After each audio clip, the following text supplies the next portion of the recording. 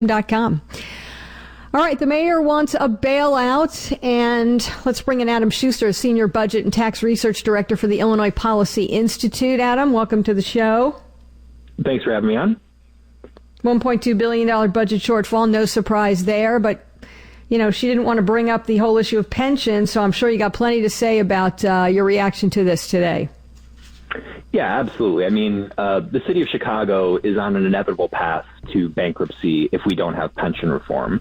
The police and fire pension funds are each only around 20% funded. The city's got 4 pension funds that it's responsible for. And next year, the contributions to those funds are going to be $1.8 billion. And still, the debt will be expected to grow, and it's going to continue to fall. Like you said, the city's grappling with, some revenue losses that are related to COVID-19. That's, everything's down from hotel taxes to transportation taxes, to tourism, and everything else you can imagine. But the city's problems really far predate COVID-19, and there's no way out of this just by throwing more cash at the problem. The mayor and, officials in Springfield who have control over pensions need to get serious about tackling some of these long-term challenges if the city's going to have... Well, Adam, she is serious. Yeah. Adam, she is serious. She wants the federal government to step in and save the day. She wants the governor of the state to step in and save the day. It's up to bipartisanship, is what she said today. She promised to use a TIF surplus and consider a possible computer lease tax.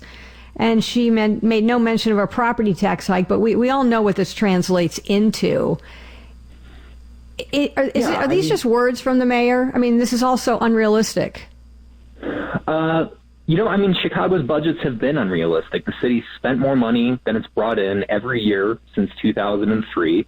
The budgets are filled with one-time cash infusions and accounting gimmicks to make them work, to make them appear balanced on paper. But, the city's debt just continues to grow. And counting on the federal government to come bail out all the city's problems isn't a real strategy. I mean, it's quite possible that the federal government will come through with more state and local funding related to the COVID pandemic. But if the mayor wants to make that more likely, one thing she could start with is, showing Congress and showing the White House that she's doing everything she can on her own to solve the problems. And that starts with advocating for a constitutional amendment to allow for pension reform. And that would have to pass the state legislature. The mayor can't do that on her own.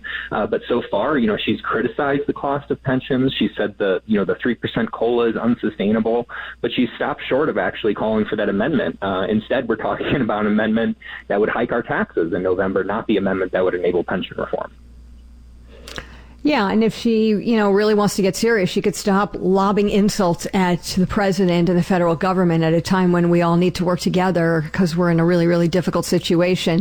All right, what's going to be on the November ballot? Flat tax versus the progressive tax. And I know that you are against any change in this. Well, that's right, because what this amendment is really about, so it's called the progressive tax or the fair tax or the graduated income tax, depending on who you're talking to, but I'll just stick with progressive tax. So the progressive tax amendment is about giving more power to Springfield politicians to decide who to charge how much in income tax rates. It would replace our flat tax system where everybody pays the same rate on their income with a system where lawmakers could pick and choose who pays how much.